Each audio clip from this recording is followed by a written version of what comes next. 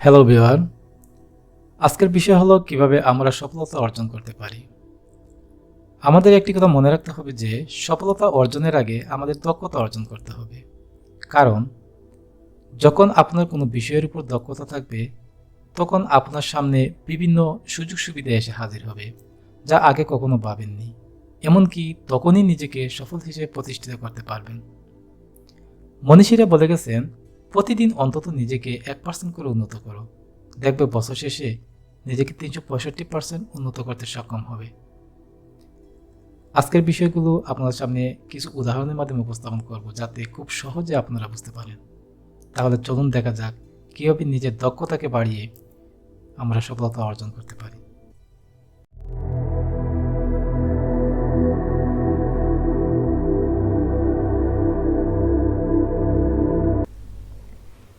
উদাহরণ 1, মনে করেন আপনি গ্রাফিক্স ডিজাইনের উপর ক্যারিয়ার করতে চান, যেমন ফ্রিল্যান্সার হিসেবে অনলাইনে কাজ করতে চান, বা গ্রাফিক্স রিলেটেড কোনো কোম্পানিতে কাজ করতে চান, বা কোনো বড় প্রিন্টিং প্রেসে কাজ করতে চান।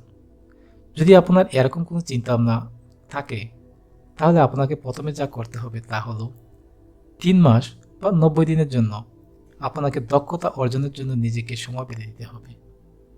সময় কম নাকি বেশি দিবেন সেটা আপনার সক্ষমতার উপর নির্ভর করে। যদি আপনি প্রতি 2 দিনে একটি ডিজাইন শিখতে পারেন তাহলে 90 দিনে 45টি ডিজাইন আপনি শিখতে পারবেন। এই সময়ের ভিতরে 45টি ডিজাইন যখন শিখে ফেলবেন তখন নিজের দিকে একবার তাকিয়ে দেখুন 90 দিন আগে আপনি কোথায় ছিলেন আর এখন কোথায় আছেন, এবং তখন আপনার সামনে এসে অনেক সুযোগ সুবিধা হাজির হবে যা আপনাকে সফলতার দ্বারে পৌঁছে দেবে। এভাবেই আপনি আপনার মতো প্ল্যান করে সফলতা অর্জন করতে পারেন। এখন আরেকটি উদাহরণের মাধ্যমে দেখা যাক কিভাবে নিজের দক্ষতা বাড়ানোর মাধ্যমে সফলতা অর্জন করা যায়। উদাহরণ 2, যদি ইংরেজি বিষয়ে বলতে যাই তাহলে আমরা সবাই জানি যে ইংরেজি একটি আন্তর্জাতিক ভাষা এবং এই ভাষায় পৃথিবীর সব দেশের সব মানুষের সাথে যোগাযোগ করা যায়। তাই আমরা সবাই এই ভাষাটা শেখার চেষ্টা করি, কিন্তু বেশিরভাগই ব্যর্থ হই। এটার মূল কারণ হলো আমরা সব কিছু এলোমেলোভাবে শিখি, তাই গন্তব্যে পৌঁছাতে পারি না, তখন হাল ছেড়ে দেই। তাহলে দেখা যাক কীভাবে আমরা গন্তব্যে পৌঁছাতে পারি। মনে করি আপনি ইংরেজি স্পিকিং শিখতে চান, তখন আপনার প্ল্যান অনুসারে 90 দিনের জন্য নিজেকে বেঁধে দিন ইংরেজি স্পিকিং শেখার জন্য। এখন আপনার করণীয় হলো, নাম্বার 1, প্রতিদিন আপনি যা শিখবেন তা সবসময় প্র্যাকটিসে রাখতে হবে। নাম্বার 2, আপনি প্রতিদিন যা করেন তা ইংরেজিতে বলার চেষ্টা করতে হবে।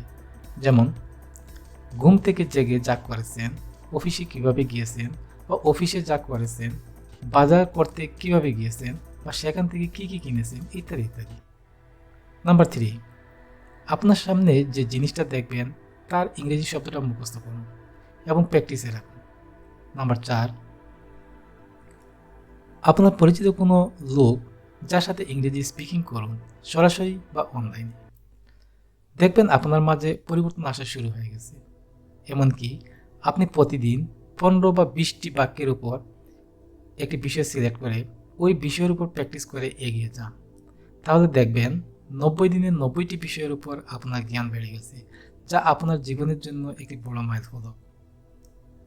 তখন নিজেকে দেখুন 90 দিন আগে আপনি কোথায় ছিলেন আর এখন কোথায় আছেন।